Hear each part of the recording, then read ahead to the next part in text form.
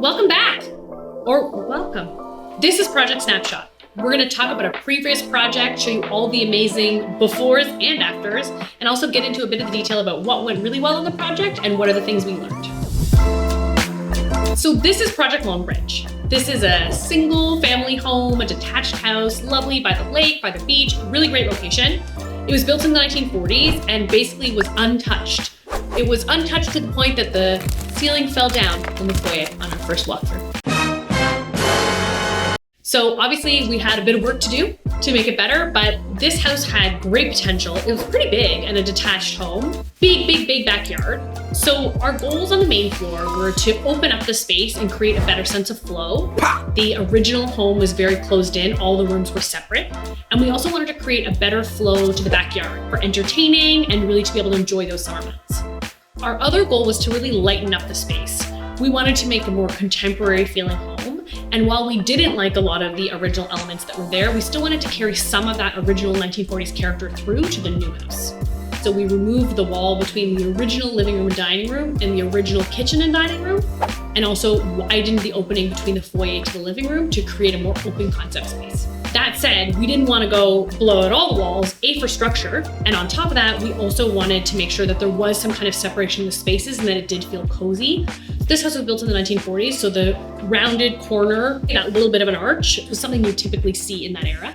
So we wanted to take that idea and use it in our new walls to make it look like maybe it was already there. And amazingly enough, when we were doing our photo shoot, one of the stylists said, "Oh, these original arches," and I said, "No, we actually added them." So we were successful, which is great. But it's little details like that that make it feel like maybe it always could have been this way, when really it was never like this. In the foyer, we wanted to add storage. Originally, there was a drywalled closet. One of our favorite little secrets, which is really not that big a secret, is to replace a drywalled closet with a millwork closet.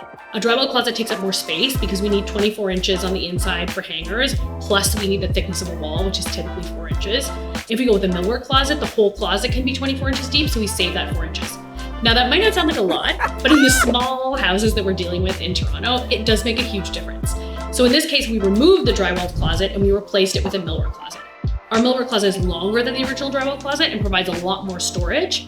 We also have drawers and pullouts inside and shoe pullouts, and it also goes all the way to the ceiling, and our doors go all the way up to the ceiling, so we can really maximize the use of that space. We also added tile in the front foyer because it's really important in Toronto weather to have a landing pad that isn't hardwood for your snow boots. Another thing we did was we shifted the doorway between the foyer and the living room to create a longer wall so we could put a big sectional there. We really wanted to make sure that this was going to be a comfy, cozy space.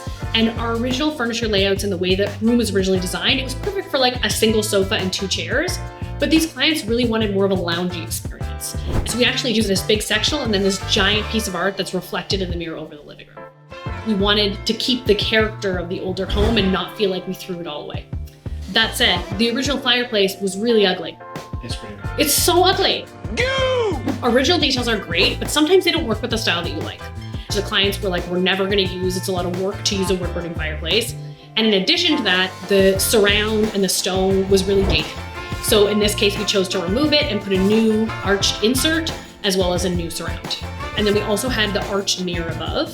Funnily enough, she had just started a new business and her logo was an arch, so it all fell into place really well, and she felt like it just really fit with everything she wanted to do.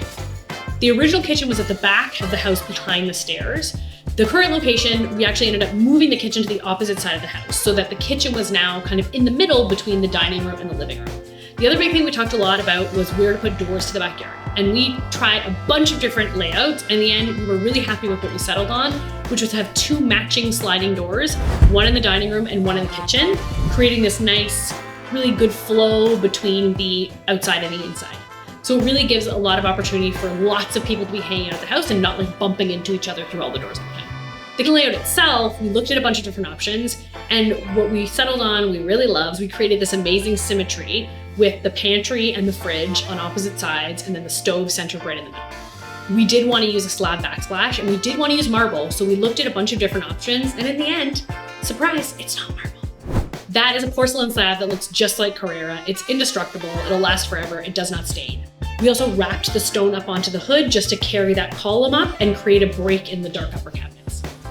Opposite from the kitchen is the dining room, and surprise, surprise, we put a banquette. Surprise, surprise! It works really well here because again, we don't have a ton of width. And with the banquette, we could push the table closer to the wall and use this big round table to create more space. I also really like the round here because this is an access point to the backyard and you're not going to hit your hip on the side of a corner of a table. Instead, you've got the, oh, I just burped. Instead, you've got the round table to kind of lead you to the outside. In this house, it was built with radiators. So I feel like, depending on where you are in the world, you might not know a lot about radiators, but in Toronto, we have them a lot. They're basically these old, big cast iron metal pieces that are typically found under the windows and are really wide. The downfall with rads is that you can't do air conditioning. You have to do air conditioning in a different way. The challenge with taking a house that was built as a radiator system and turning it into a forced air gas system is you have to create room for the ductwork. My goal is ideally to not have any bulkheads at all, but when that's not possible, I want to hide them in other areas so that they're not the first thing that draws your eye all over the place.